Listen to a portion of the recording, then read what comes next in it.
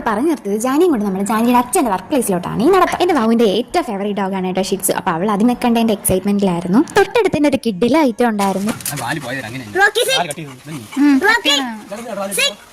ജാനിയുടെ വിരട്ടലിൽ പാവം റോക്കി കിടന്നു പോയി. ചേട്ടൻ ഇന്റീരിയർ വർക്ക്സ് ആണ് കേട്ടോ. അപ്പോൾ കമ്പനിയുടെ പേര് സ്മാർട്ട് ഇൻറ്റീരിയേഴ്സ് എന്നാണ്. അപ്പോൾ അതിൻ്റെ ഒരു ഓഫീസായിട്ട് വരും ഇത്. അങ്ങനെ അവിടെ വെച്ചിട്ടായിരുന്നു റിസപ്ഷനുള്ള ഫുഡൊക്കെ പ്രിപ്പയർ ചെയ്തുകൊണ്ടിരുന്നത്. അവിടെ നിന്ന് ഞങ്ങൾ നേരെ വീട്ടിൽ വന്ന് റെഡിയായി. ഈവനിങ് റിസപ്ഷന് വലിയമ്മയ്ക്ക് അടുത്തൊരു കുപ്പിവെള്ള കടയുണ്ട്, അങ്ങോട്ട് പോകാമെന്ന് പറഞ്ഞു.